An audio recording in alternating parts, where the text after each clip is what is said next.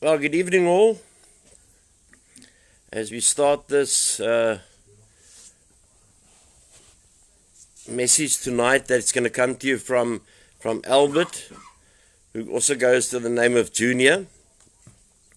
But before that, we had a lovely day in the Boerland today. We had a lovely, it's a bit crispy, but it's nice and sunny.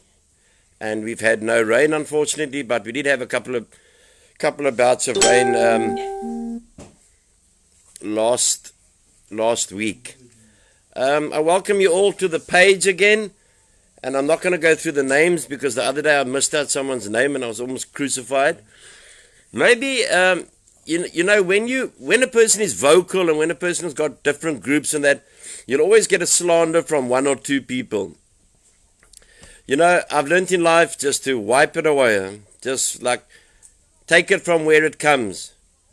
So you get some addicts who leave here on bad terms, and then they go home and talk the biggest lot of shit, and then they get their family to say things about us.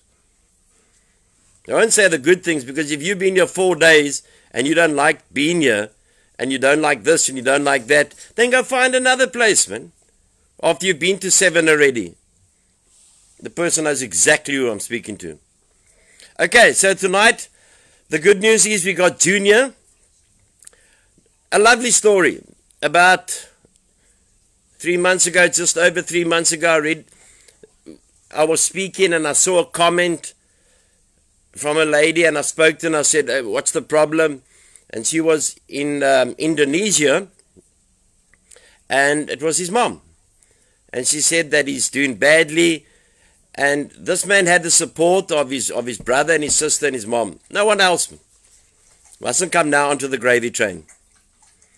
You don't only you must support people through hard times, bad times, and then you can support them as well. But I invite everyone to be a part of Junior's life. But Junior fought this with the help of his mother and the help of his sister and the help of his brother-in-law, and the biggest help from God. He came here and he was gone, he was broken. He was over. For the old people who knew him, who have left here, he was in a bad state. But what a person he's turned out to be. After 2 months, I said to him, you know, I only sponsor for 3 months now, because if you sponsor for 6 months, then you may as well go to the Valley of the Waves in Sun City. And his 3 months was coming up, and then something changed in this man. That today he's an absolute pleasure to have on this farm, and he can stay on this farm, and I will sponsor him for as long as he likes. I want to thank, on this forum here, I want to thank Dr. Rihanna de Toy, who played a big part in his medical progress. This man was close to death. And I'm not exaggerating. So I want to say thank you, Doctor, for freely doing it, giving of your time, your expertise. And if you don't know, the doctor got educated at Stellenbosch University, so they are more clever than people who got educated at other universities. So I believe, I don't know. But thank you, Doctor, for what you did for, I think a lot of credit must go to you for what you did for this man's life. So, Junior is going to chat now a bit of his life story. We sprung it on him last night. He's a bit nervous. And I just want to encourage everyone on this wall, addicts, non-addicts, whoever you are. If people don't like you, it means you've done something right in life. And that's what Winston Churchill taught the world. You can't satisfy all the people all the time. Myself and my manager had phone calls today, and we were driving ourselves dilly early this morning, because damned if you do, damned if you don't. But that's the life and the calling of being in this game. Because at 9 o'clock they're all fine, they're doing something, making something in the veg garden or in the factory or panel beating. I'm talking about people who come in here, not people who are here now. 9 o'clock they're fine, at 9:15 they've got toothache, at 9:20 they missed their granny who died 34 years ago, And at 9:30 they come, Mr. Hall, can I please go home, Mr. Kurt? And then they expect refunds. You think I look like Pick and Pay? My time is also valuable. So, in introducing this beautiful young man, yeah, I took the decision. I didn't know him. I got a couple of photographs of him, and he didn't look like Marilyn Monroe, I can guarantee you that. And in my spirit, even though the mother was in Indonesia, I said, send this man to me. I will sponsor him. Because I listen to my spirit. I don't listen to crap. And we got him here. And so, once again, to all the people that have played a part in his time here. Manager Schuler wants to be known as Prof. Schuler from now onwards. So if anyone talks to Kurt from now onwards, please address him as Prof. Schuler or Prof. Kurt. Let's make it easier, because he is like a prof. He played a massive part with Junior. And then there's a member here as well by the name of Herman. Them two have clicked up and they have become good buddies, working hard. And the way, you know what I love to see, I've always said it on this forum and wherever I give a talk, when you suddenly see a man going from denial to surrender. You just, and I mean this, I don't do it all the time, God forgive me, but you just say, thank you, God. Hi, Aldrich. I must say hello to Aldrich, my buddy. Big time buddy. And you must then realize, hey, this man's turned the corner. This man has turned the corner for the better. It's been a hard day today for us with a lot of technical stuff and having to make decisions, etc. It's getting very tight with people wanting to come in here for free. I honestly, if I had the money, and I said the other night, I'm not a billionaire. Okay, maybe a millionaire, I don't know. My books don't get done by me. I would love to sponsor thousands of people here. Okay, we haven't got the bed space, they can sleep on the lawn in a tent, like the Apaches did. Ladies and gentlemen, the drug pandemic, please listen to me now. The drug pandemic has worsened in the last 18 months. Not the last 5 years. In the last 18 months is how bad it is. God help us. God help us. We just... No, Chantal, thank you for your donation. You help enough. I'm not asking, begging for things here on this forum. God will provide and He will put the people in our path. But the pandemic has got worse. And I'm not talking about the corona one. Like the minister said, just get on the aeroplane and it will take corona away. Well, it's addiction. You can't just get on the aeroplane and addiction goes, man. That's for the stupid people in Parliament. They believe that crap. We watch the people coming in here. And we watch the numbers of people that contact us via social media and via telephone. That it's getting necessary to almost appoint someone just to do the telephones. So we can do our work. And this starts, some people have got no consideration for us. This starts sometimes at 10 to 5 in the morning. Mine and Professor Kurt's phone will start ringing. But I understand it. The reason I understand it is because of the desperation. Some parents don't sleep the whole night. And I've got so much compassion for them. That they need to phone us even before the sun comes up. I'm really looking forward to Junior's share. I know it's going to be an open, honest share because he's an open, honest man. And he almost gave up 5 minutes before the miracle. What we saw, what myself and the doctor and the Professor Schuler's, Professor Kurt saw in this man happened 5 minutes before the miracle. No one must ever say to me there is no more miracles. Miracles are still happening, and they're happening right here. Right here they are happening.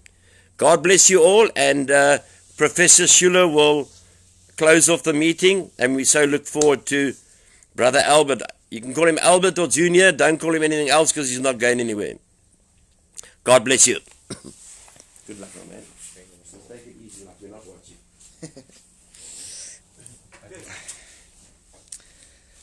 Good evening, everyone. My name's Albert, known as Junior. First of all, I would like to start off this meeting by saying thanks to my mom for getting into touch with Mr. Hall at RAEL. And second of all, thanks to Mr. Hall. If it wasn't for him, I wouldn't have been here today. So yeah, thank you a lot, Mr. Hall. And then, yeah, thanks to the doctor as well for helping me well, actually the first day I got here, she arranged my appointments to see the doctors the next day and that. And yeah, life was pretty bad at that. Hey, Chloe. Yeah. And thanks to my sister as well. She's been supporting me and her husband throughout my time here. So yeah, let me start off by saying how I ended up here. I was having a tough time out on the streets. Had a good job before that. Everything was going well. And then I started getting sick, man. I felt very sick, had no energy, was drained. So my boss decided to send me to the hospital, went to the hospital, had a checkup and that. Came out with disappointing results that I was HIV positive. At that moment I thought, life's over, what now? Rock bottom, don't know what to do, Turned my life over, just went home, laying at home, didn't know what to do and that, and then the drugs began. Drugs began and everything just got worse. I thought, well, the drugs are taking away the pain and the heartache, and it didn't actually, it made everything worse. Ended up losing my work, lost hope in my family. Yeah, it was just very difficult at that time. Ended up on the streets, just thought, what, the life doesn't matter anymore. And then one weekend, I got an interesting call from my cousin, said I must come visit him up for the weekend and that. Went to him, he was quite supporting. And at that moment when I got at his place, I told him, listen, can I quickly, speak to my mom, use your phone to give my mom a call. Need to speak to my mom a bit. Spoke to my mom, and at that moment my mom told me no, she's gotten into touch with Mr. Anthony Hall at RAEL, and that I should give him a call because he's got some good news for me. At that moment when I told my mom, yes, that will be fun, thanks, that will, be much better than living on the streets. I didn't know what it was going about. I thought it was a job opportunity. Hey, Ulrich, thanks, brother. And then, before I could give Mr. Anthony Hall a call, he phoned. Spoke to him over the phone and that. He said the only thing I need to do from our part is to get myself here. At that point, I spoke to my mum again. Told her, listen, Mr. Anthony Hall says all is good. I just need to get over there. Hey, Tachi, how are you? Looking good? So yeah, booked a bus ticket. Oh, what the worst trip it was on the way. Yeah, I missed my off turn. Got onto the bus, drove down here. So the bus ended up dropping me off in Paarl instead of Worcester. And at that point, the RAEL community thought that I had ran away. Before even coming here, they thought I ran away. Got dropped off at Paarl. Didn't have a phone on me, didn't have money on me, so I couldn't make any phone calls. Luckily, the people at the garage where I got dropped off was very helping and willing. They lent me their phone, got in touch with Mr. Hall, told him no. Well, I got dropped off a city later. Got my sister, a hold of my sister. She managed to book another ticket back to Worcester. And yeah, the afternoon, finally I got here. Met everyone over here. All the management team, Mr. Schuler, Mr. Hall. At that time, Richard was part of the group, yeah. So yeah, and then I got to know everyone here, and that's how my journey started up, how I ended up here. Since I've been here, it was tough, really tough the first 3 months. And then within those 3 months, the lockdown also had started, so it was more pressure. sitting here thinking, now I'm going to do my 3 months here, and then Mr. Hall said, like he said in the video before he opened up for me, he said he sponsors for 3 months and that, and then that's about it. Got a bit stressed out and, didn't really look forward to anything else. Just wanted to go back home. But then again, I thought to myself, where is home?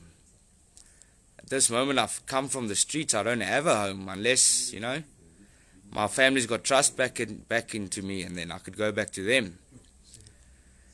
So actually one night I was lying in bed, couldn't sleep, woke up the next morning, had devotions that morning, got a message out of Hebrews that told me, respect your elderlies and look up to your leaders. And immediately I thought, let me rather just follow the path that Mr. Hall's laying for me here. Everything will get better. And since that morning of the devotions, I've had a spiritual awakening. And that really turned my life upside down here. Started doing what was expected of me and going just that little bit extra. And since then, Mr. Hall has seen the potential in me, and then he decided, he'll keep me up, he'll keep me longer, and I'm going on my 4 months here now. And met some good friends out here. One of the managers over here, 80, he gives us nice messages sometimes in the mornings, a lot of topic meetings, step meetings. Excuse me.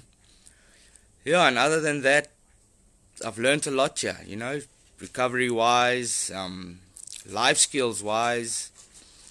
Yeah, what else can I say? It's quite nerve-wracking here, but yeah.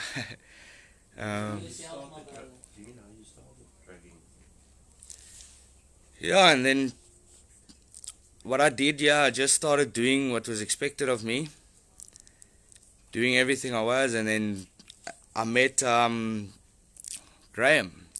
He's got the workshop over here, and then he said, well, seeing that I'm into mechanical work, he'll bring me in there, then I can start working my way up there. Thank you for that message there. Hebrews chapter 13 verse 17, obey your leaders. Thank you for that one. Yeah, then I met Graham. We started in the workshop. He's got panel beating. I've got a bit of auto electrical and mechanical background. He's busy teaching me on the auto electrical. So that really became fun for me, because it's something new to learn for me on cars, which I really love.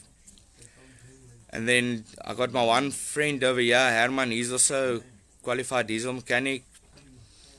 With me and him working together in the workshop, it's really put on more trust in me and myself and that. Thank you, Richard. That's true. God really changed. Yeah, so everything's been going well here lately. I've been doing good. No worries. The way I've been reconnected with my family as well. I mean, the way we communicate with each other lately, I can feel and sense that there's some hope again, and that the trust is busy getting back to me and to them, and that I know one day we'll be reunited and that, which I trust in the Lord to do that for me. Yeah, the other thing I can say is that without this place, before this place actually, I had no hope at all.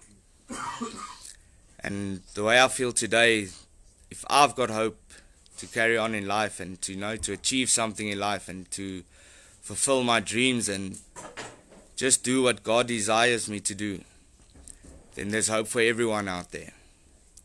Even if you hit your rock bottom, everyone's got a certain rock bottom they hit, I thought at my point my rock bottom was my HIV positive I got, but it wasn't. It was worse than that. It was ending up on the streets with no hope at all. And then RAEL, thanks to RAEL and Mr. Hall and Mr. Schuler, I've regained all my hope back in life. I've regained my strength, my health, my wisdom, and I've just got the courage back to get into life and I know where I'm going in life. And without this place, I would have been lost. I don't know what I would have done, actually, to be honest. What else? Yeah, I must say we got a few people here today. Place is getting nice. New guys coming in and that. As soon as the new guys come in, you can see they're excited for new challenges and that. But like I was in the beginning, I was excited for a new place and this, and then you lose your excitement, man. You become used to the place. You think that's where you forget where you come from, man. And then that's one thing this place always learns us, is never forget where you come from. And excuse me. Yeah, never forget where you come from, and then accept the things you cannot change. I mean, and that's what I keep telling the new guys that come here. Some rules people don't like, but rules are set there to learn you morals in life, to keep you going on the straight path. And I just want to say also to the people that are struggling out there today, there is hope. Just keep praying and supporting one another. And if you got a problem, speak your heart out, man. That's what we've learned over here. If something's bothering you, call someone, speak to them, speak to God, pray to God. And yes, everything, your prayers will be answered. Yeah. I don't know what else to say. Yeah. Is that fine? Just thank the people. Yes. Yeah, don't know what else to say, so I'm going to hand over to Mr. Schuler now. Thank you guys for watching and all. I hope you all the best for the rest of the time being on earth, and may you all have a blessed day. Thank you.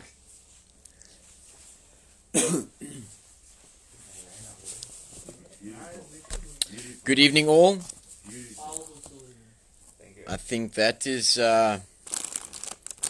Junior's story is not a very different one, but one that I really do think that, like Mr. Hall said,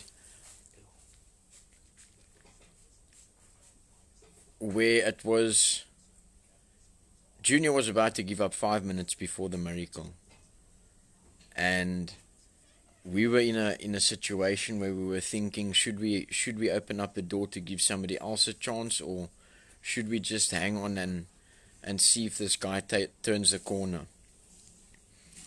Because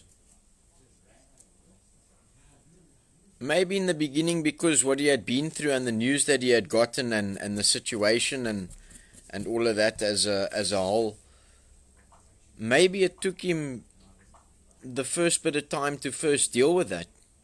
Can you imagine if the man was in a 3-week program?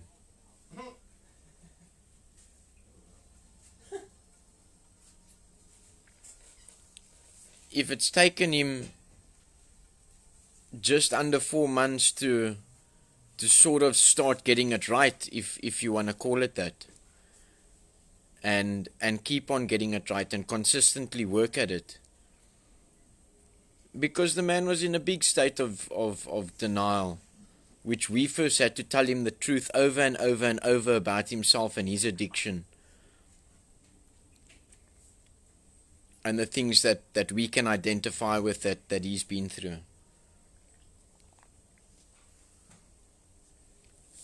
And then we started finding common ground. He's a classic example of I can't, we can. Because all of us, before we came into recovery centers and that kind of thing, when we came to a point where we knew that we were in trouble, we all tried to stop ourselves. We all tried a relocation or some kind of medication or some kind of isolation, locking yourself in the house or not mixing with certain people. But that's only a part of the illness. You first need to get the sick out of your inside.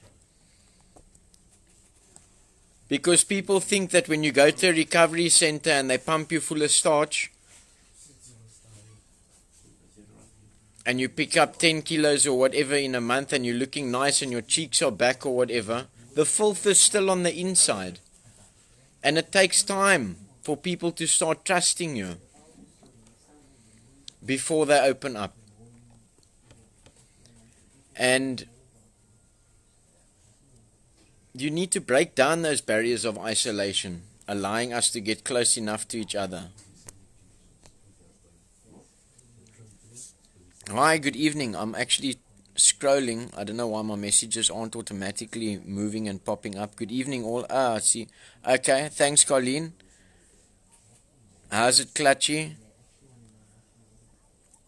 Karen October, good evening. Gladwin, how's it? Laura, Richie, Ezra, Elizabeth, Aldridge. Yeah, so maybe I don't have the papers of a professor, but maybe because I was taught by a professor and it seems to be working. The drive-thru is open. And a doctor from Stellenbosch that's got 19 A's. And maybe a bit of my own experience as well.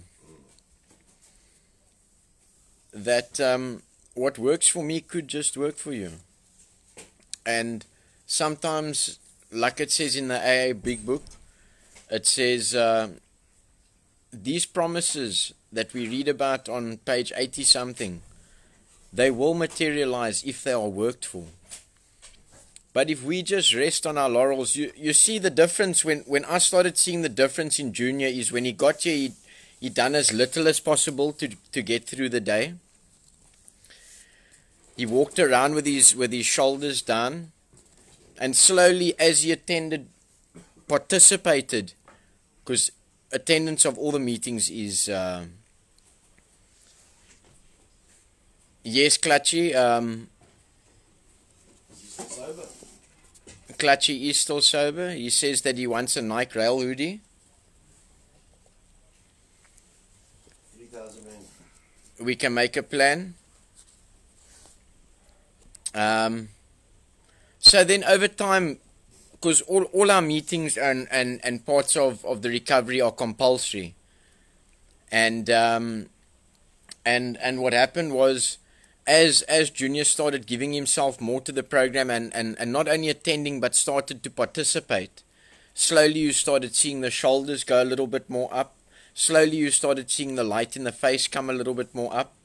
And slowly you started seeing that there was a weight inside of him that was lifted. As I was saying, you go to some rehabs, they pump you full of starch, and your parents visit and they say, "Oh my boy, look how well you're looking," and they think that you healed. But addiction recovery, you heal from the inside out. That is the way addiction recovery works. You heal from the inside out. And if you're not going to clean out the filth and start getting honest and start getting rid of the dirt inside, like Junior did, and this process, it takes time. Because he needed to trust us first. Before he could do certain parts of the program that actually count in making you clean. So, as he started participating and things like that, we could see a lift in his spirit, a lift in his eyes, as he started doing just that little bit more than what was expected. Now he's an example of because we are family here. So sometimes somebody needs to make a fire, sometimes somebody needs to switch the outside light on, sometimes somebody needs to lock the outside gate. But what happens for the first 3 months in many people's program is that a big part of our program ends at 4:30, And then there's free time, and then it's supper time, and then it's our evening support group meeting where we share and we speak about different recovery topics and how we feel about it and our thoughts and ideas on it. And then we sort of just fellowship and gather like a normal family. But now Junior doesn't just run to the room anymore. If there's something that needs to be done family-wise, he gives himself to do it. He gives of himself to participate in what's going on in our community of people here. And that's what made the difference in him.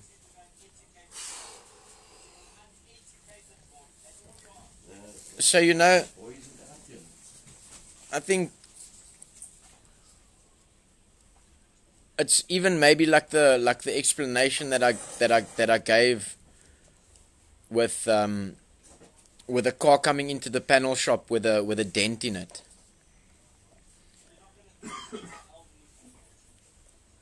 Junior came in through the gates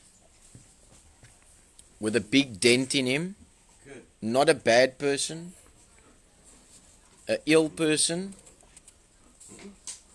Not a bad person, an ill person, very sick, and he couldn't heal himself. So there's different kinds of healing that he needed, and now what he's doing is he's keeping the consistency. So for like example, a car comes into the panel shop with a dent in the fender, a fender bender, but he had a little bit more than a fender bender. I think his motor was also seized. So he came in here, and over time, just like it takes time to change the parts in the motor of a motor vehicle, he's more into mechanics and whatever. So we use this analogy to explain to him. Just like that takes time, that also. And then once the new motor and everything is put together, it still needs to get used to each other and ridden in. It still needs to be oiled nicely. And then what happens is, as you fill that dent in the fender with body filler or whatever they all use to fill it, then a coat of primer must go on, then a coat of spray. But whichever area of the car you've only worked on, that area looks better than the rest of the car. So when he came in, it took him a while to first tackle the big dents. And now what he's doing, as he's carrying on and doing his thing, his time management, his life skills is better. We expose the guys to different budgeting here on the farm. Most of the guys come in with terrible table manners in the beginning because they want to binge eat and just fill themselves up with as much of whatever they can. And we get the table manners back. We get the normal hygiene back again. We get oh,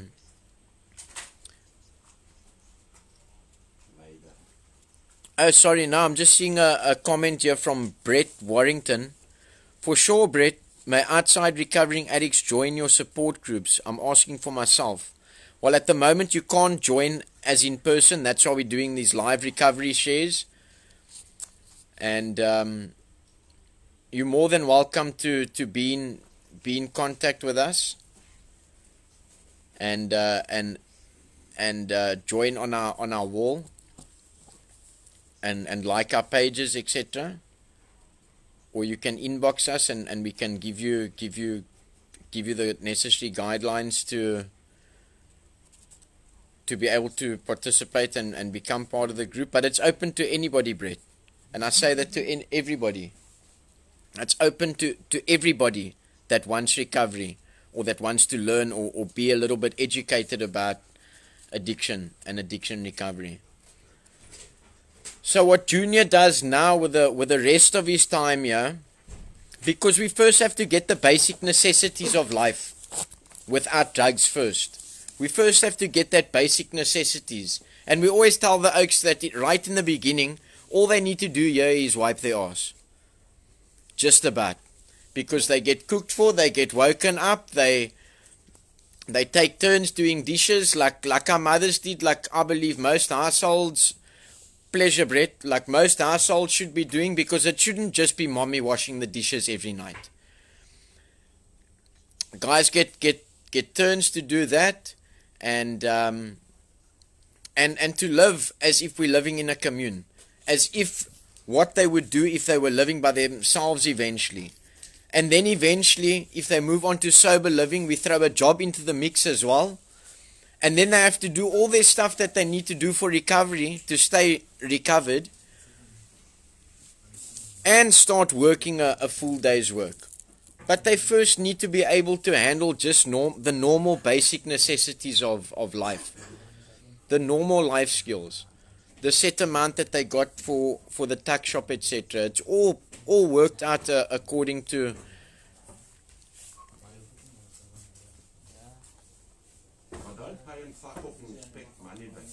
And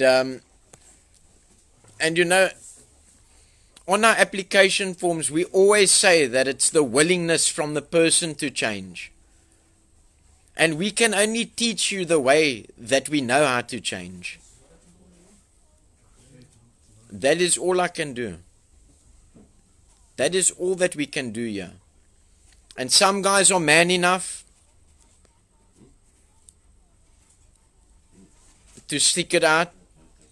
Because recovery isn't for wussies, I tell you that. And today's wussies sit in their mother's house and eat tick or sniff tick or get it into their body whichever way they can. We had an oak here that was eating tick. But anyways, every man to himself. I was injecting it. I'm no different. And I'm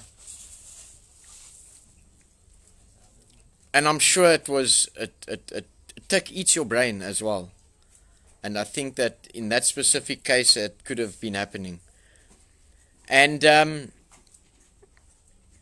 so with Junior going forward now, as his willingness to do recovery carries on, now he starts polishing the other panels of the body of his recovery. But he must remember that new motor and that new body that's been panel beated, he needs to keep washing it to keep it clean. He needs to keep polishing it to keep it shining. He needs to keep checking the oil and water and doing a service on his motor as if he were a car. The service, the way that you service your car, the brakes is the devotions that we do in the mornings. The checking the oil. The checking the oil is one addict speaking to another. The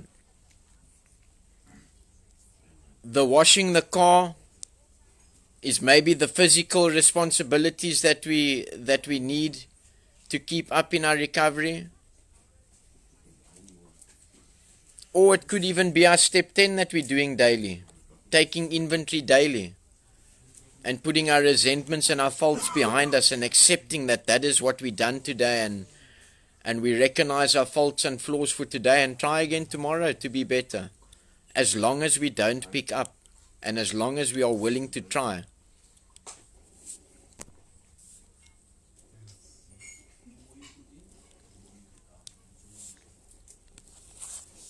So that's the way it works here. Junior was on the brink of death.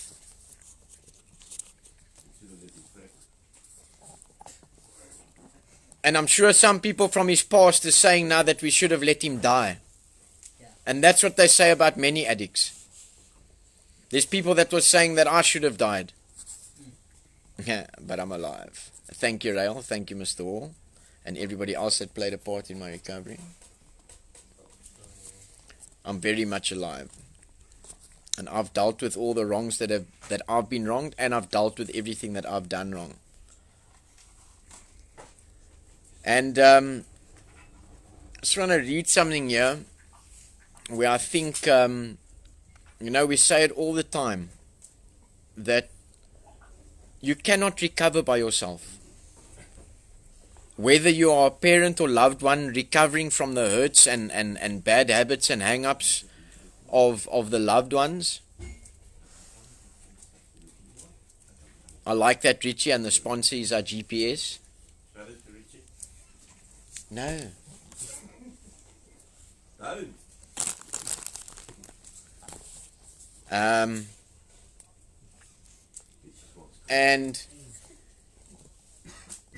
And that's how we maintain our recovery.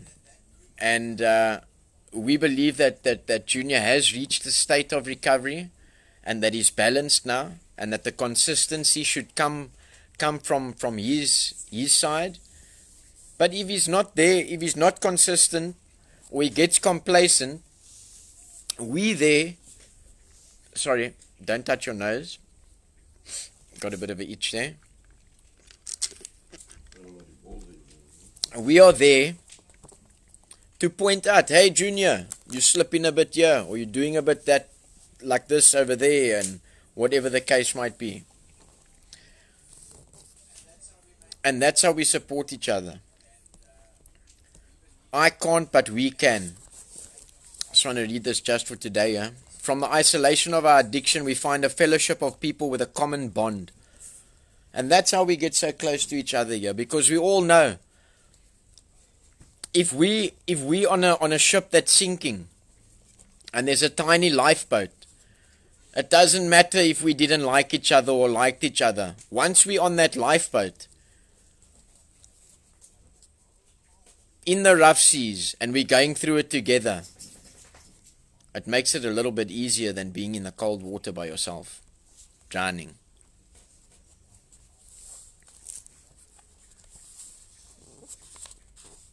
And that's what we even say to the guys here at times, because you always get, in any normal situation, there's a bit of jealousy or animosity or sometimes even bitchiness, if you want to call it that.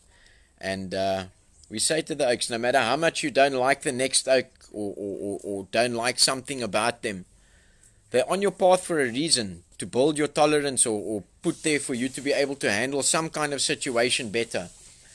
And looking at it from the other hand is, can have a disagreement now or dislike each other a little bit, but I'll show you how these guys will stand together if somebody tries to come and take us on, or how we'll defend each other if somebody objects or tries to push us down. That's how we stand together, because we have that common bond, because we're in the lifeboat together.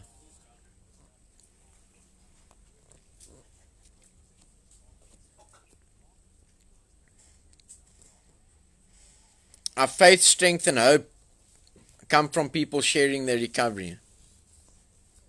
And that's mainly Mr. Hall, because he's the one with 15 years, you know what I mean? Of day in and day out recovery. Day in and day out. Eat, sleep, repeat, recovery. That is the way it works for him. And I'll be honest with you, I found that way is the only way that works for me as well. Because I've tried leaving controlled environments and rehabs and things like that permanently. And it hasn't worked out for me. I've tried just sticking to Zoll or to Black Label.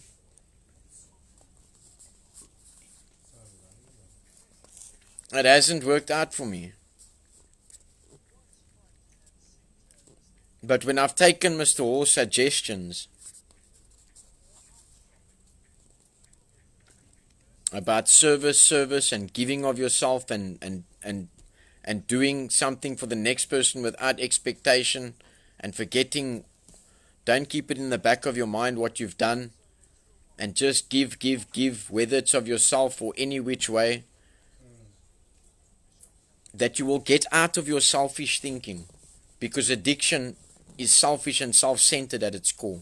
I'm sure the parents and loved ones can agree with me. That your ill son or daughter or loved one that's an addict or addict in active addiction isn't the same person as when they're not using. They want what they want when they want it. And if they don't get it, they're trying to find out how they can get it, because that's what they want. So I'm just going to finish off this just for today, before we say goodbye and good evening and see you tomorrow night.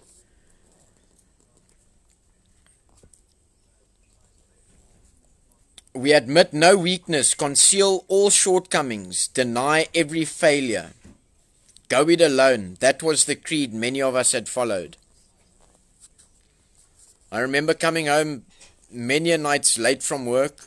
I didn't take the staff transport because they didn't stop at the dealer. And I usually used my staff transport money for drugs and walked home instead.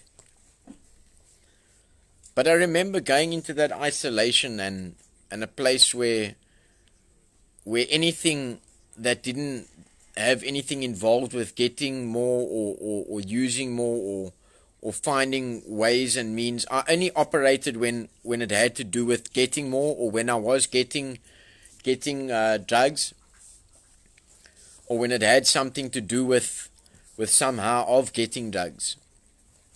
Otherwise, I was alone. I'd lost the passion for the hospitality industry. That became just a paycheck for drugs. Admit no weakness. Conceal all shortcomings. We hid all our wrongs inside. We denied every failure. Go it alone. That was the creed many of us followed. We denied that we were powerless over our addiction and that our lives had become unmanageable, despite all evidence to the contrary.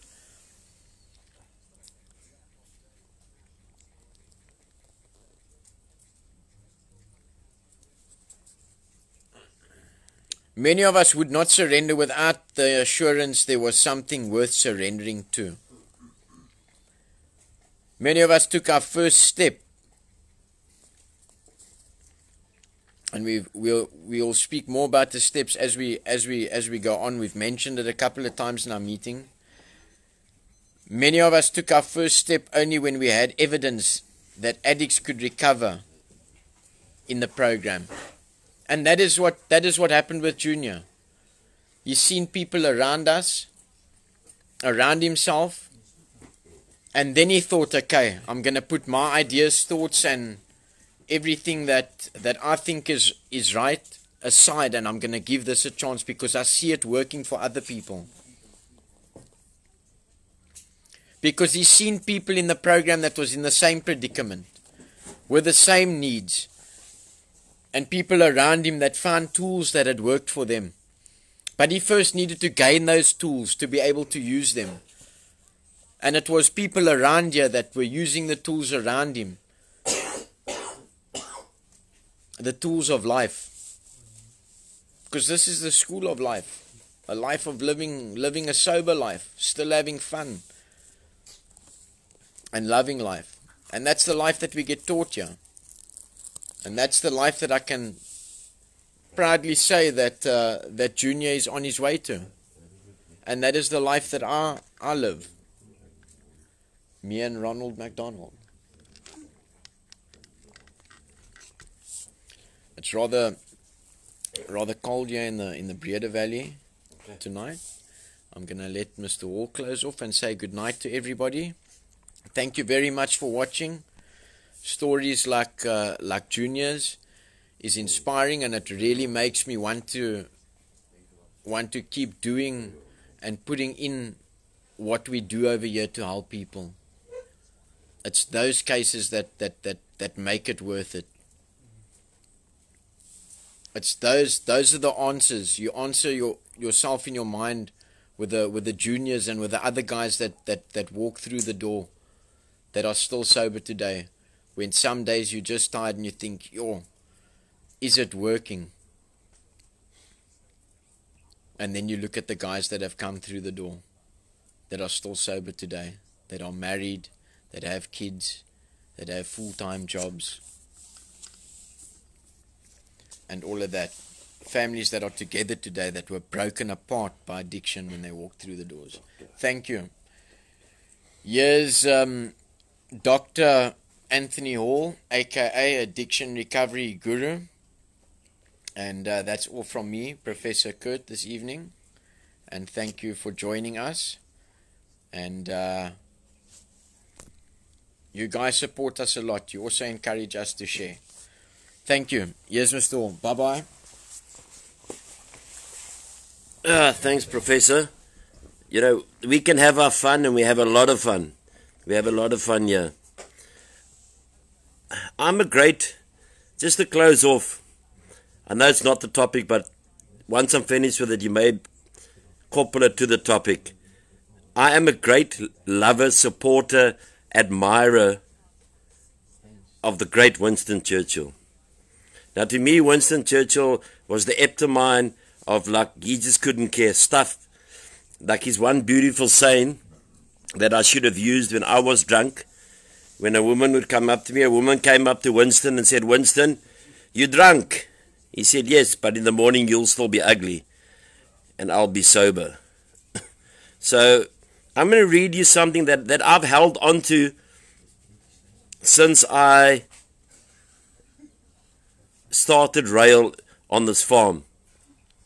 It was a short speech by Winston Churchill when after the war, or just during the war, and he formed a government, and he had this to say. And I hope you don't mind me reading it, because I haven't got 18 A's like the doctor has. The most educated person in Cape Town, Dr. De Troy, got 18 A's for a doctorate. But it's all right, we don't need them. I had 18 different types of alcohols, also A's. And I want to thank everyone on this group tonight. I really enjoyed it. I loved the honesty of Junior. You know, he's obviously nervous. He's not used to being in front of the camera. He's used to being in front of a pipe. And but he'll get used to it. And he did so well. And he'll continue. And I'm going to keep a monthly progress that he comes on here. And that you can see the monthly progress. We've got 80 who must come back. We've got Angus who must come back. He's looking after my mom so beautifully. By the way, Mom is top of the pops. She should be going clubbing on Friday. And no, she's really doing well by God's grace. My greatest gift, like I said, is my mom. Beautiful gift to have mom then. This is what Winston Churchill said. And I hope to one day go to where he stayed in England. That's one of my dreams. And my other dream is to go watch a game of cricket in England at Lord's. I'll get there by God's grace.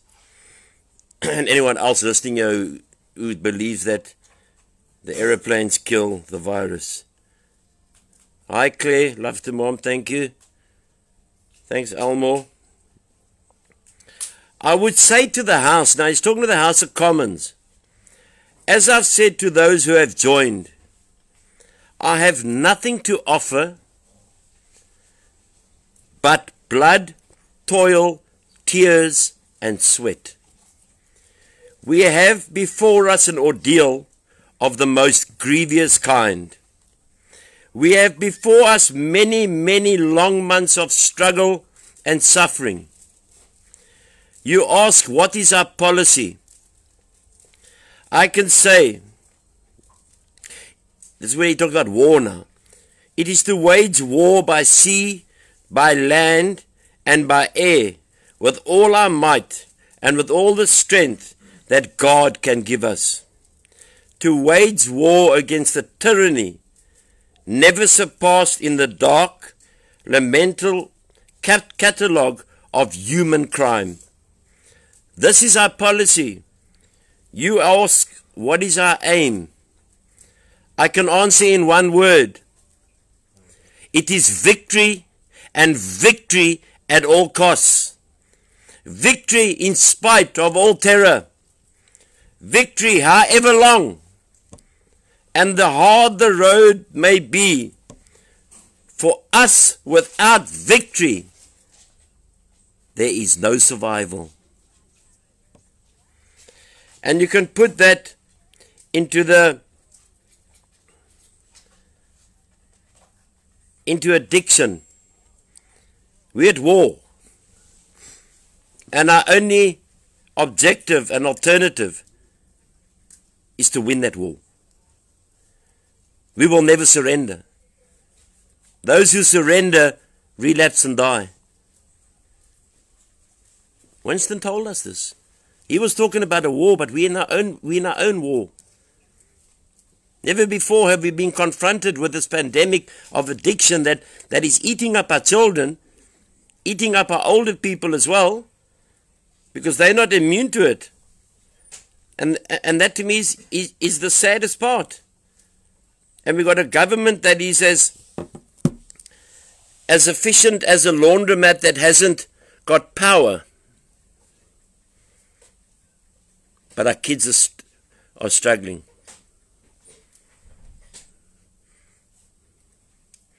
Our kids are struggling to the core. And there is a solution.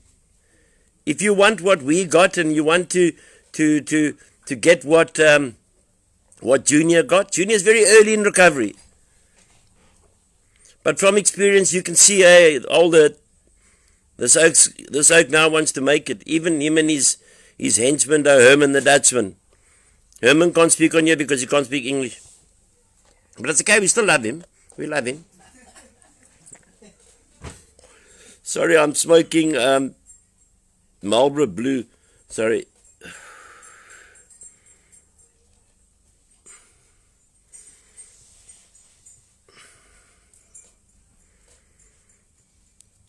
So that's where we go to. The road is long, and parents must afford us the opportunity to walk this road with them. There's no 2-minute noodles in recovery. You can't just put it in the pan and say, I'm done. Our faith has to be first. But we're fighting against all odds. Drugs are evil. The police, not most of the police, but a very good percentage of the police are corrupt. So there we're dealing with a different struggle. The accessibility of drugs is too easy. You can go and buy drugs in any town. True, Ashley, you can go buy drugs in any town quicker than you can get a packet of knickknacks. And that's not me trying to be snide. Ek weet jy kan Afrikaans verstaan daarin. Ek kan ook die taal praat. Vir al die Afrikaanse luisteraars hierso. En intertekenaars. It's lekker om julle by ons te hê. Jy moet so voortgaan. Om by ons te wees. And our farm, Kurt and I were speaking earlier. Our farm is open to anyone. You can come and you can visit us at any time. Just like have a bit of decency to phone and say you're coming, you know what I mean? But not to phone to say you're coming, so we have to clean up and that. Our place stays spotless. 30 odd men on this farm keep this place spotless. Like our mothers did. Like our mothers did. So this road of addiction, I'm going to do a program in the next coming couple of days on the parents and the loved ones and the suffering they went through. Hi, Ursula. Hi. Of what the parents go through. Of the 16, 18 peoples that every addict affects. Because it's affecting, we all know someone who knows someone who knows someone. Hi, Charlie. Who knows someone. Nee, Ashley, ek kan Afrikaans praat, bro. Dink jy ek is dom? Ek wil jou nog kom kuier, ek skuld jou 'n besoek, my bro. Maar ek sal uitsteek een of ander tyd. And the pain that we feel, I feel the most pain when someone just gives up. When they give up maybe 5 minutes before the miracle. where they give up and you know that they're just going to go home and cause pain for their parents. You know they're going to give up and maybe go and overdose. Or maybe when my nephew went to a rehab for 2 weeks, went home in Port Elizabeth and put a rope around his neck and killed himself. That's the reason we're here tonight. We're here in RAEL because of his death. We're not in RAEL because I wanted to open up a rehabilitation center. I made a promise. I made a promise to God, and I made a promise to my family that because of my addiction, I will never ever let his legacy die. And that's why I landed in this field of recovery. It wasn't virtually by choice I did it. I just saw the need, and I thought, well, I've got drug squad detective from that side, drug addict, alcoholic from that side. I can make a difference in people's lives by the grace of God. But a leader can only make a difference if he's got good leaders around him. Thanks, Charlotte. And I've got the best leaders around me. I've got 4 men that are the best because we've walked this journey together at different times. We all know exactly what each other is going through. We know how to help each other. We know how to understand the situation of when an addict comes in.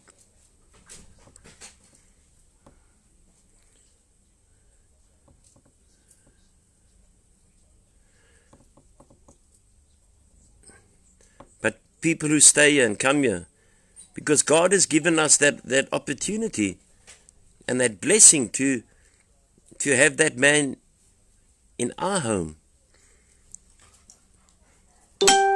And we don't want blood to be on our hands. You know, there's that old cliche in addiction recovery, we'll love you till you learn to love yourself. But there's also another one. If you baby an addict, you bury an addict. And here we don't baby you. We don't take 2-year-olds or 3-year-olds. So you're no longer a baby. I just want to thank you, like Kurt, thank you for all your support. I can tell you this without conviction actually with conviction, but without fairy tales. I don't want to go into a Dixon speech now or anything like that. The hardest thing I've ever had to do was run a rehabilitation center. There's not much thanks. There's not much thanks. But anyway, we'll continue. It keeps me sober, and it keeps my men sober, and it keeps the people coming in here sober. Those who leave must take the consequences. There's always actions, and there's reactions, and things like that. I'm getting so many messages, you know, I don't even know what day of the week it is.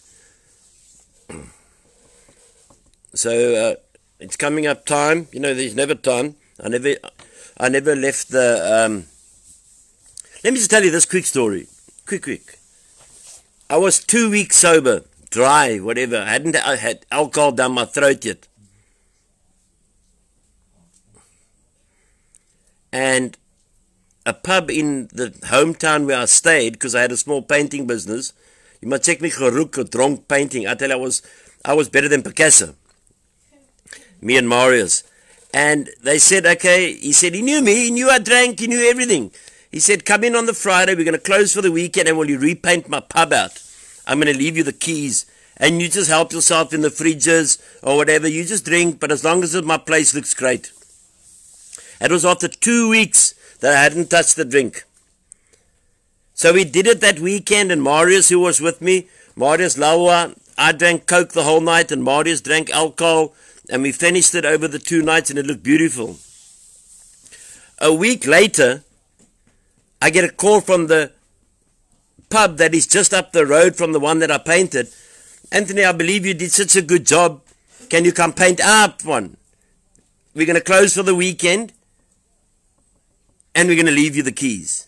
Help yourself to the fridges. Well, nevertheless, Marius got pissed on both nights.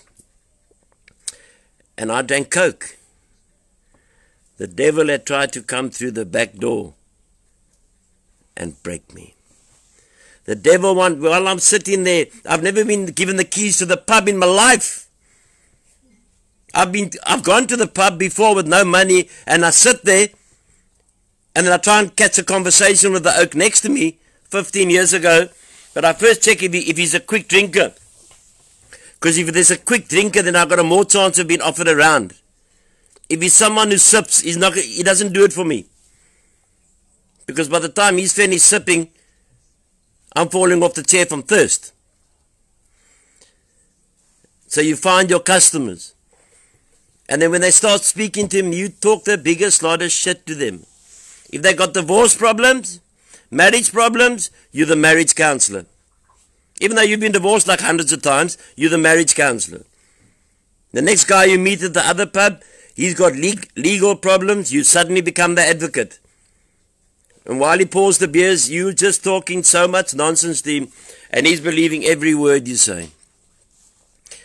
The stories of Claire said you like the stories. Yeah, I believe that in those two pubs was the test. God doesn't test us like that. Was the devil dangling the coat hair in front of me and the castle lager and saying, Anthony, look what you're missing out on. It's late at night, have a drink, and for us who've been sober for 2 weeks, you know what it feels like. The devil was trying to get his way with me. Hopefully he got gesaped there that night, and that weekend and the next weekend. That was a beautiful turning point of my recovery. That was the point where I knew, Anthony, if you don't stop, or if you had to pick up again, you're dead. I'm just on 6 foot, and I weighed 48 kilos. I could have been used as a pull-through for the army to clean the tanks, or used as a surfboard. And the worst, I probably could have been used as a javelin. I drank myself to oblivion. There could never be turning back. But there is a lot of stories, and I think one night what we can do here is maybe we can share some stories, because I got lots of stories, lots, and they're all genuine stories. Lots of stories. And I look back at them today and I say, you know what? Been there, done it, got the factory. Now I don't have to be an it anymore. If you don't like who I am, then, excuse my French here, ladies, then fuck you. I don't owe you anything. My dad taught me that. If you don't owe someone something and they don't like you, then that's it. Huh? Ashley, you're writing long letters tonight, my bro. You geroek. Okay. That's a beautiful letter. Thanks, Ashley. You're a good man. Ashley does, for people who got children at school, Ashley is the union come spokesperson, not these unions that go throw stones and all that kind of crap. But Ashley handles all the dialogue with government and petitions, and he does such wonderful work. And he's really a crusader. He's a warrior. And he's a man after my own heart. He's a beautiful man. So if any of you want to know about when school's opening, are schools opening, etc., you can just get Ashley Samuels on Facebook, and he will help you out. A wonderful person. Okay, I think it's time to wrap up. It's a pity because I feel like speaking. Ursula. Thank you, Ursula. That is a beautiful compliment. I remember you since 2010 on social media, Anthony. How hard you fight to educate people. Thank you, Ashley.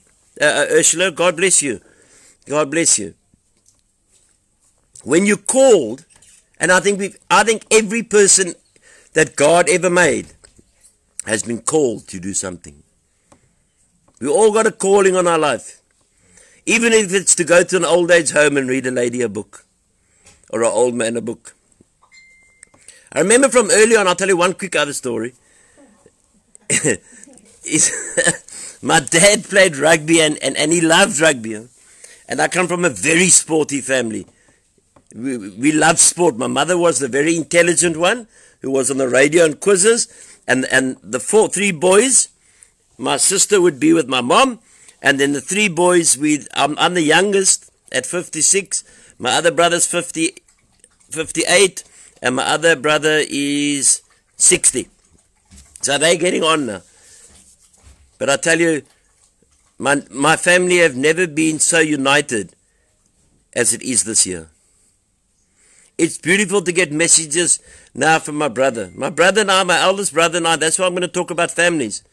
My eldest brother and I only started speaking after 10 years of my sobriety. I wasted 10 years. But I can tell you today, my family are united. It is so beautiful that they can come into my home and visit my mom or visit their mom, our mom. And it's so beautiful. So anyway, we go to Newlands and everyone is opgewonde om to go to Newlands. And my old man, now, he liked his dop, big time. So he would, now I am 56, Almo, 56 good years. Don't know how I made it, but I made it. Ursula, it's good to hear from you again, my friend. Very good. Keep up your good work, eh? Keep up with your good work with the addicts. It's good. We have to combine. If we don't go together, we're going to lose. But there are too many people here with these egotisms that when we do World Addiction Day and we do other days, they don't want to involve their rehab. Because maybe their addicts are better than our addicts. But without getting together, we are fighting against an enemy that's combined. If you're a bit of a maverick and you speak out, you'll never get government help. You'll never get financial help. But they can stick it where it fits best, man. I'm not going to lower my moral, what I believe in, for government to write me out a check. They can go write it out for Malema. So anyway, we leave Fishhook, and my mother says, Dad, look after just the two of us are there, me and my other boot. Look after them at Rugby, Ernie. And we get on the train. And we move on the train to Newlands and we get off. I'll never forget it. 1974 test. I was 12 years old. And the British Lions were playing the Springboks. And it was pissing with rain. So my dad said, come boys. And he went around the back. My dad played at Newlands. So he was a top rugby player. He never played Springboks, but he was a top rugby player. And he went around the back there, and I'll never forget, he bought us a pie and a Coke, and he said, okay, boys, and he took us up to where we were sitting, and he says, I'm just going to go have a drink or two with my friends in the pub upstairs where the players used to meet, and I will see you a bit later. Don't worry, watch the game, enjoy it, love it. So, old man left, eh?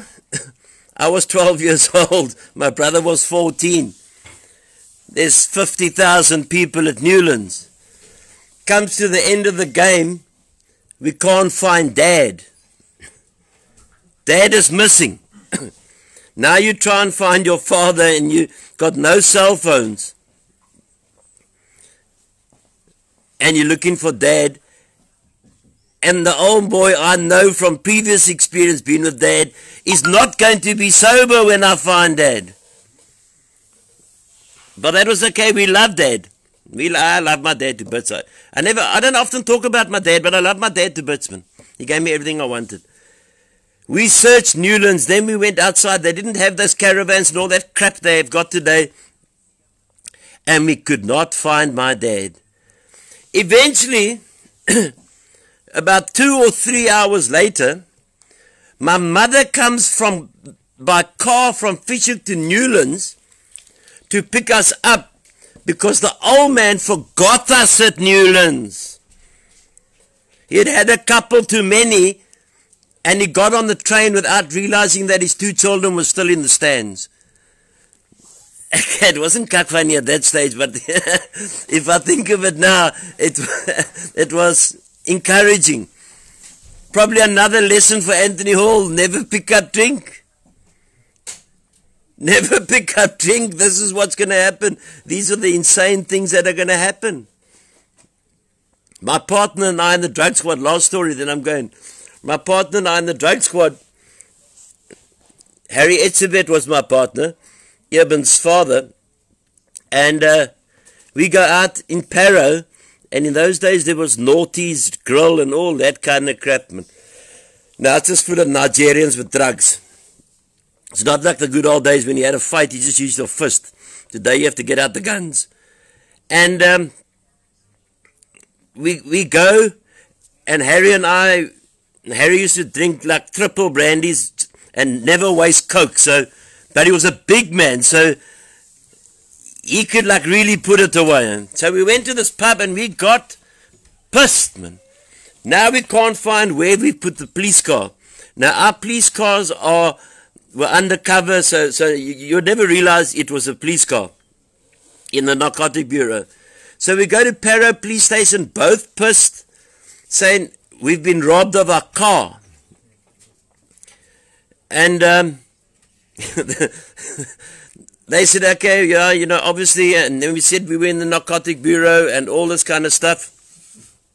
And they said, don't you want to rest for a while? Because they couldn't be rude to us, because in those days, if you're in the Narcotic Bureau, you thought you walked on water, and so did the people think you walked on water. So we both fell asleep in the charge office on the floor, drunk. We get up the morning, the cops tell us they're in uniform, hey, we've searched everywhere for this car. I don't know how well they searched for the car, because the car was about 40 meters from the pub that we drank at. That's how pissed we got. And the next morning still to go on to work. So it was, some of them, you know, were insane times. We had some, I tell you, I get to Empangeni, my last story. I get to Empangeni my first day. They picked me up at, it wasn't King Shaka then, because he died a long time ago. It was Durban Airport, Durban International. And they picked me up to take me to the murder and robbery unit, my new home. I go into the barracks there I'm going to stay in the barracks, and the boys say to me there, I've never met them before, do you drink? Because I was the only English-speaking guy in the murder and robbery unit at that time in that year. So I said, yeah, no, I'm known to have one or two, nothing much, like, you know, nothing serious. So we start traveling through northern Natal, through the bushes, and we stopped at one pub, another pub. Then you pick up a bottle here from someone who knows you, etc., etc. And the next minute they say to me, okay, Anthony, why don't you drive? I wasn't in no position to drive. And I was, this is no lies. And those roads are heavy in northern Natal. You know, if you don't know how to drive there, you're going to get stuck or you're going to do whatever. And I went around the corner, and the next minute something happened, and this thing started rolling and rolling and rolling and rolling. I'd been there one day in my new job. Pissed out of my mind. Pissed out of my mind. And I rolled this car. It was insanity. You know, there were times, you know, you can't find your home. I'm sure any alcoholics on here can identify that. You can't find your home. You can't find the key to the door. Then you can't find the latch. So, yeah, some incredibly stupid stuff. I once reversed into a pond. It's insane. And it says I could probably keep you here all night on stories. I can look back, I can laugh now. I did it. It wasn't obviously always fun at the time, but it was good. It was good. It's actually, yeah, no, clear. I still had a job after that, because in the murder and robbery unit, you didn't only walk on the water. You did anything. You know, you were like the Messiah.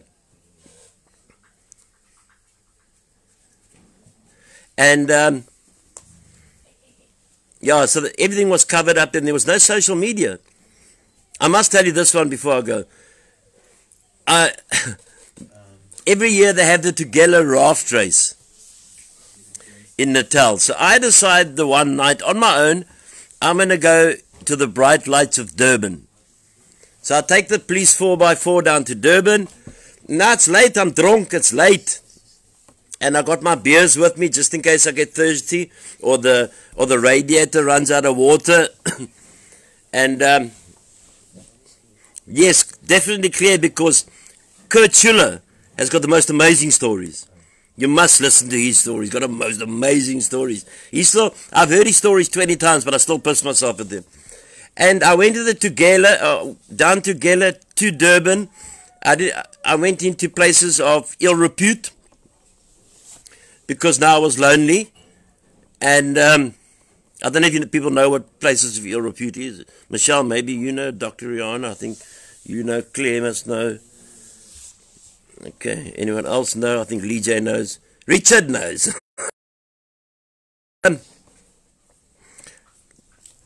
It was just the sun coming up. But the ill repute was just to get more alcohol, nothing else. And then I drove on the N2. And for people who've lived in Durban, that old N2 was like driving through the middle of Transkei while there's a typhoon. And that's no disrespect to Transkei, but it's shocking road. It's dark, there's no lights.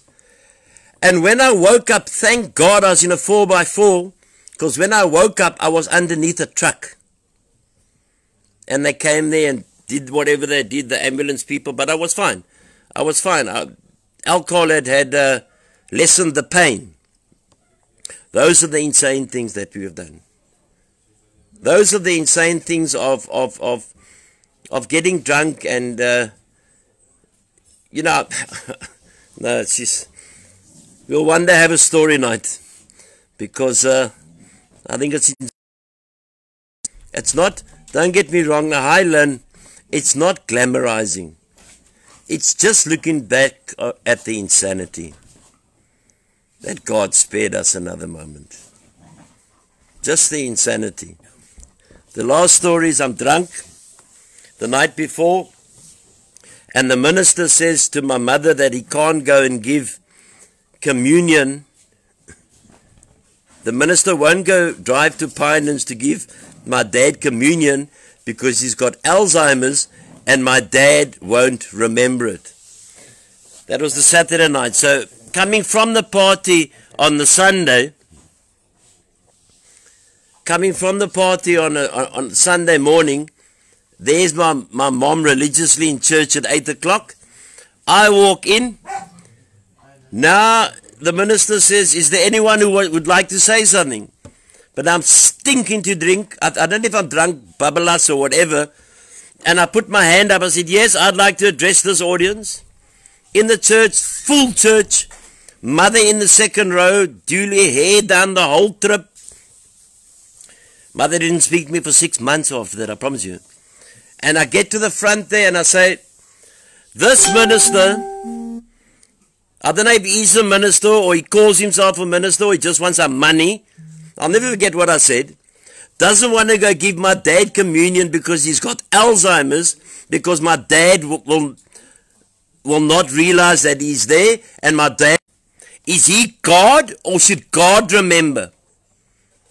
And I looked at my mom, and my old lady was giving me daggers. I tell you, my mom was a feisty woman, and the daggers were coming out of her eyes and saying, like, I know what you're saying, like, you're bastard, what are you doing? Because, in those days, the old ladies, they loved the ministers and all that, man. And then I walked out the church, and I thought I was the Pope. You know what I mean? Like, I had now done something that put the person right. And then I thought to myself, would I have done it again if I was sober? Yes, I would have, but in a different way. So, yeah, we will have a... please don't... Okay, I will do. Yeah, so I'm going to just call Kurt to tell you one or two quick little stories, because I tell you, he's the master storyteller. He's going to tell you some small ones, But I tell you, if you want to stay online for 10 minutes and have a good laugh before you go to bed, listen to this man. It's incredible. God bless you, and thanks for sharing, and thanks, Claire, and for making it a nice night, for giving us a smile. We don't often get many smiles here, but thank you. Bless you all.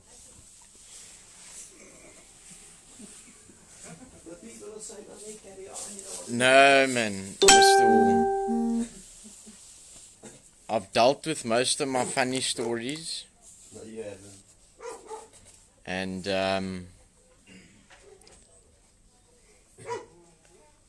not many stories come to mind. Yeah, a lot of them turned out funny, but hey, Mr. Hall was talking about that everybody needs love. So, and about sometimes the places we go to go look for them. And I was working in town at the time, and wait, first let me see who's all online here. Okay, no, it doesn't matter. But anyways, so I'm working in town, and I'm all excited because I got a couple of bucks in the bank and whatnot, and I especially leave work after 12 so that it can click over and there's a bit of the reflection is in, and I go check. I was working at the BAE Clock Tower building at the time, not for them, but for a catering company over there, and we had a function. And I don't know why this is probably the first one that comes to mind. How's it, Ashley? And so anyways, I check, okay, I'm gonna have a bit of a one-man party, and then the party started getting a bit lonely, and I thought, okay, Noit, I'm working early tomorrow in the hospitality industry. At that time I was working a lot of doubles, and obviously using a lot of drugs. And so I was cruising around the town area. I went up to Sea Point, and I'd obviously gotten my drugs and stuff in town, and I was doping a bit before I left work as well, because it's free booze, you know what I mean. That's why I usually used to stick around after the functions. And so I decided, like, hey, I got the bucks, because now it's on the border of it's still early enough to get home, but I still feel like partying. Then it's going to be too early to get home, too early in the morning, like, kind of thing. So anyways, there's not many places open anymore, and I think, okay, Noit, I'm gonna get me a lady of the night. And What's that? A lady of the night. What is it? A lady that you pay for the night. And anyway, so I'm riding around. I hide my drugs and the money that I drew out of my wallet, I put on another spot, and I have to add that it was quite a misty night, and my vision was a bit impaired and stuff like that as well. Obviously because I'd been awake for a while, and the drugs was also makes you not see 100%. And this lovely looking lady walked across the street, and I drove past the first time, and then I checked in the rearview mirror and the side mirror. I checked the lady standing by the bus stop on Sea Point Main Road, and I thought, okay, Noit, I'm going to go right round, and I came round the circle, and I came back down that way past the Shell. And I check, hey, this lady's standing there all alone. This must be a working lady. So anyways, I thought, okay, I'm just going to pull over a little bit before the time, because I didn't smoke sharing my drugs, and just smoke a little bit more, and then me and this lady, we can go and have a party. So anyways, So I pull forward, I roll down my driver's window, and the lady walked to the driver's side of the car, and I leaned over and maybe put my hand where I shouldn't have supposed to. But as I grabbed what I thought was womanly parts, wasn't womanly parts. And then this person said to me, "Hi, I'm Sharon." And there it was, the whole jaw vibe, the whole excited payday feeling was flushed out of the window. I used to play loud music in the car at the time, and obviously drive a little bit faster and stuff than the speed limit. Yes, I tell you that night I carried on driving down Sea Point Road. I didn't look left or right. I rode to the speed limit. The car was in silence, and I was devastated. And yeah, it took me very long to tell that story as well, because I mean, like, no man wants to pick up a man. You know what I mean? And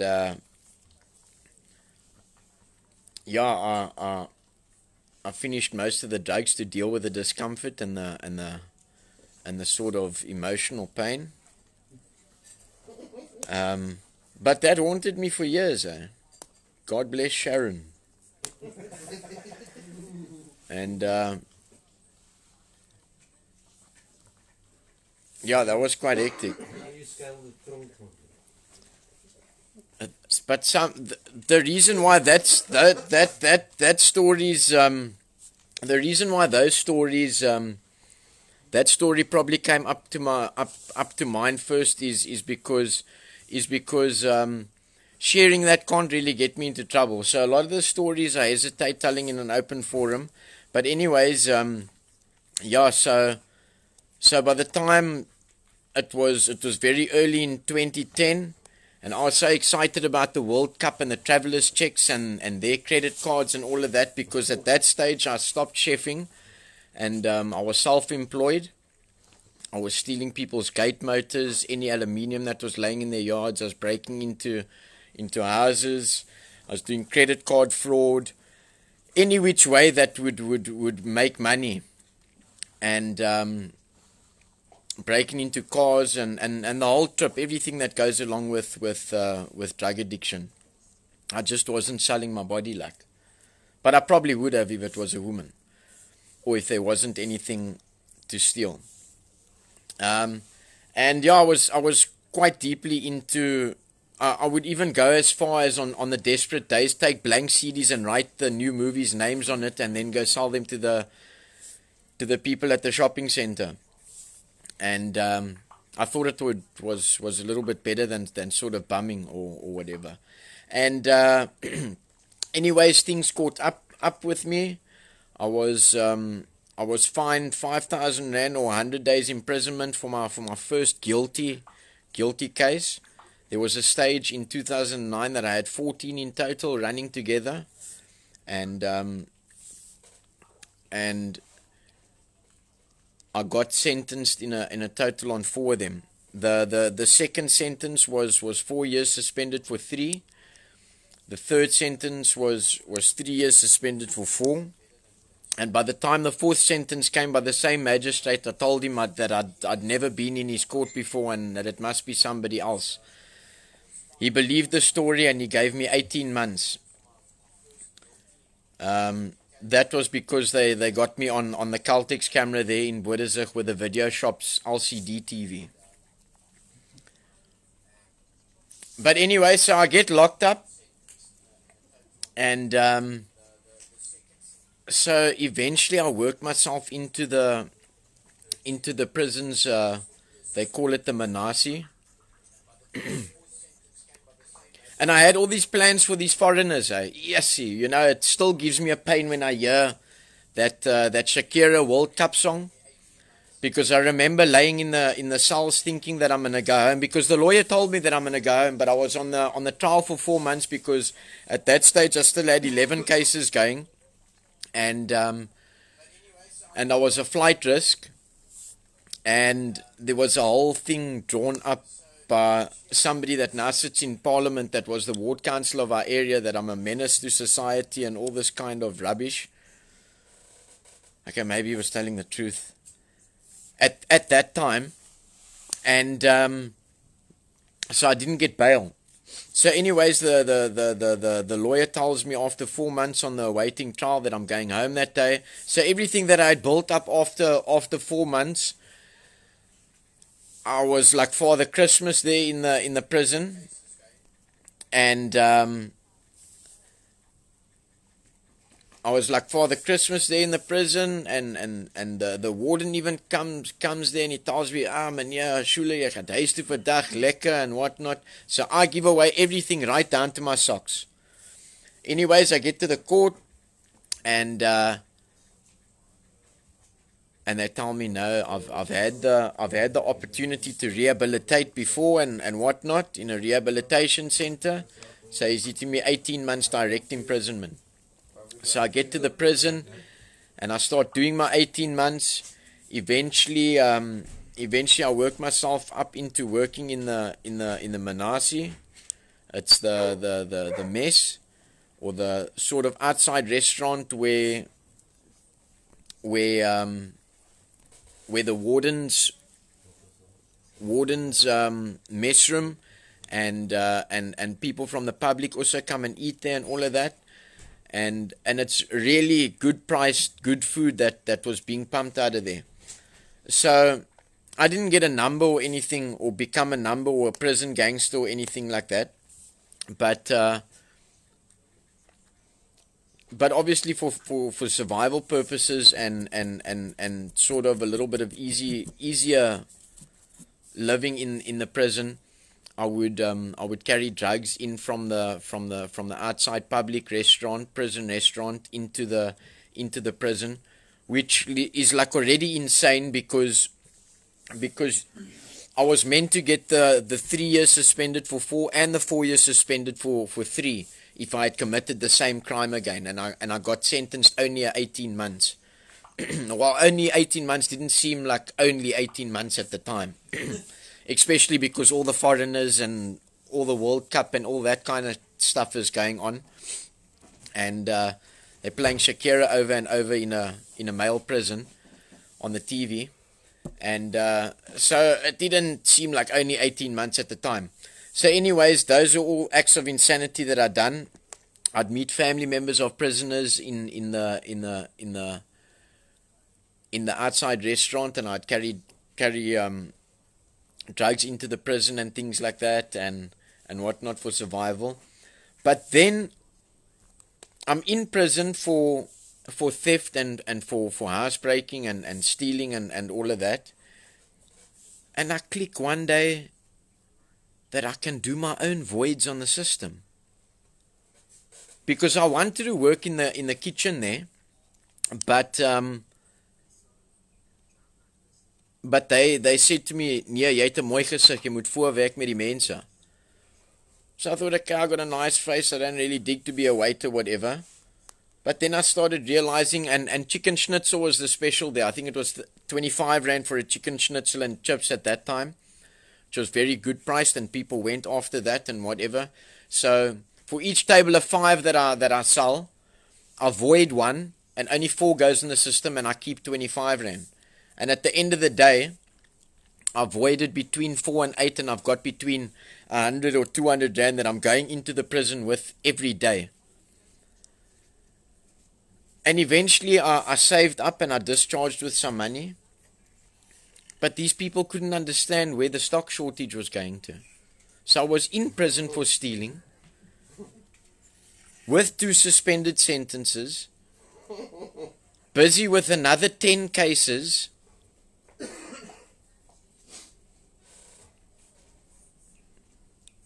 People think that I'm taking corrective measures for my behavior.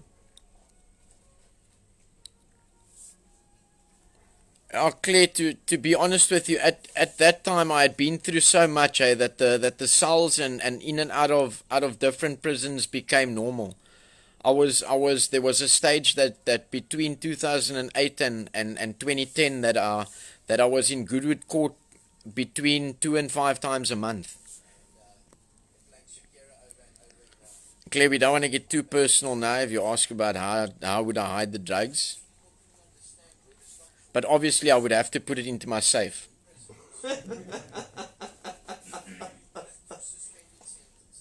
But that became a way of life. And I'm not only telling you to tell you the different things that we've been through and gone through, but how these things become normal to us. Sticking a needle in my arm with half a gram of tick cooked up into my arm, into my main bloodstream, that it takes my breath away, that I'm not sure if I'm going to die in the next minute or two. Same thing with heroin. Same thing with if I had to be caught with those drugs or caught with doing my own voids on the system and possibly picking up another case. But it doesn't stop there. Eventually I made parole.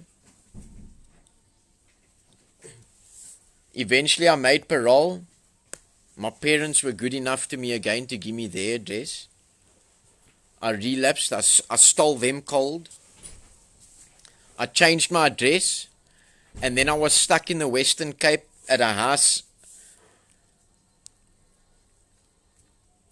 that I was living at, that when Moulin Rouge closed down, all the girls that worked there moved over to working at Kinkies that was opposite Caltex. I lived with them in a house in Boedezig, and we eventually got evicted from there, and I needed to stay in the yard of this house, either stay in the yard of this house or go back to prison, which I had already caught 2 cases on parole for stealing another chick's bag that was full of cash in the pub, and they caught me on camera. And then I obviously replaced all her things. Obviously, she said that I stole a lot more than what there was as well. Got another housebreaking case. I don't know how the parole board and the correctional services didn't find out while I was locked up, because I just didn't tell them. And by God's grace, I believe both cases got withdrawn, because I inboxed the chick from the inside of the prison on Facebook, telling her, like, I'm really sorry, but I'm a kleptomaniac, and these tendencies come out after a drink crosses my lips. And luckily I was able to twist her arm far enough for her to not go to court, and the case got thrown out or withdrawn or whatever the case might be.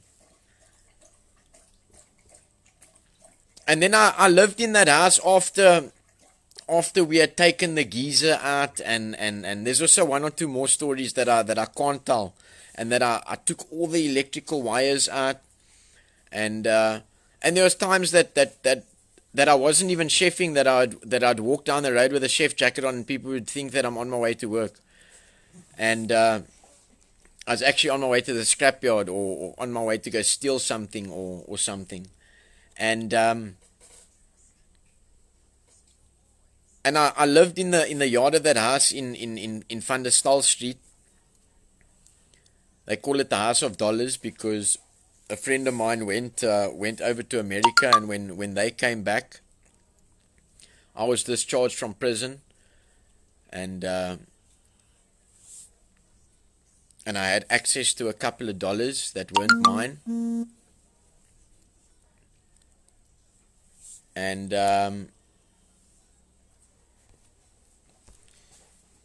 and then we were evicted from the house, and it was chained up and all of that, and I had to live in the yard of that house in a broken down Wendy house up until my parole was finished. And then I tried to flight sort of from Cape Town, because I believed Cape Town was the problem at that time. And I'll continue with some of the Joburg stories. I first went to Mpumalanga, and then Mpumalanga became the problem. And then I went to 2 different areas in Joburg, and those areas became the problem. But yeah, some interesting stories, I reckon. Maybe it's not so hectic to me because I was the one living them.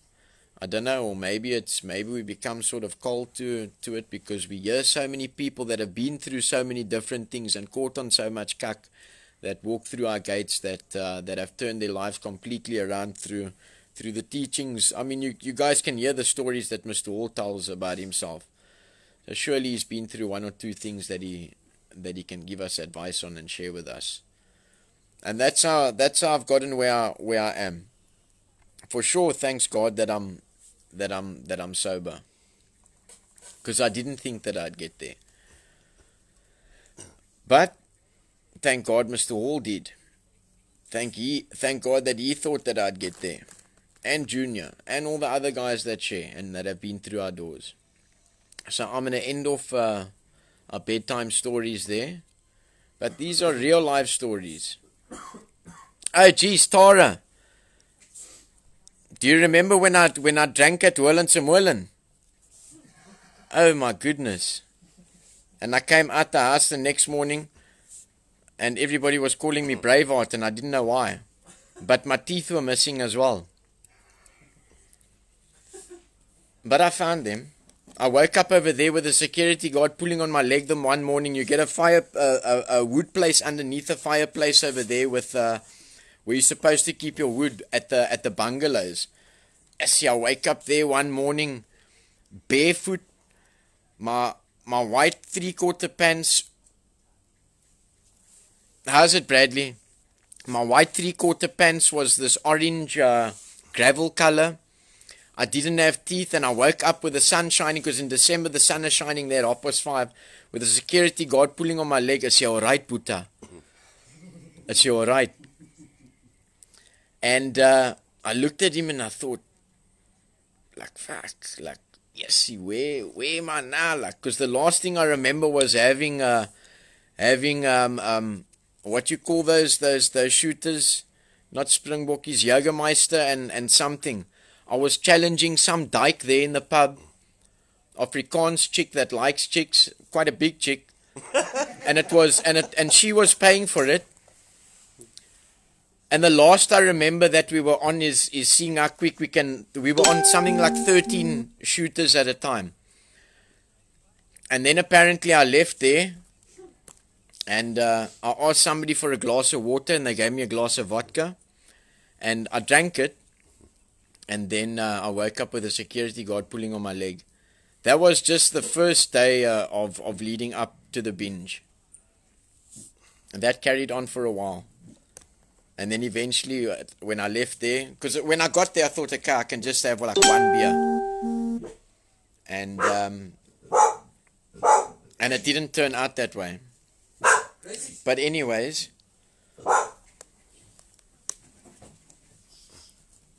I ended up counting down on New Year's as well over there. And that's a story on its own. But that is what it was. And yeah, thank God I made it through those times.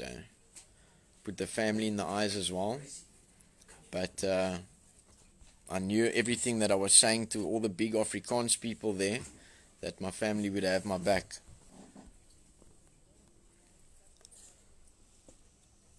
The next day it seemed like they wanted to disown me then. But it's fine. That's all in the past. At least we're alive to talk about it. So thank you. I hope you all enjoyed the stories and can share it for us. It's good having people that we can tell our stories to without being judged. But that is what it is. And I can't change what has been done. But I can, and I've got the opportunity to change the way going forward. So good night, everybody. I don't know if Mr. Hall still got a story or two there. No. But definitely we'll see you all tomorrow evening. Thank you for supporting and joining us Love you lots. God bless.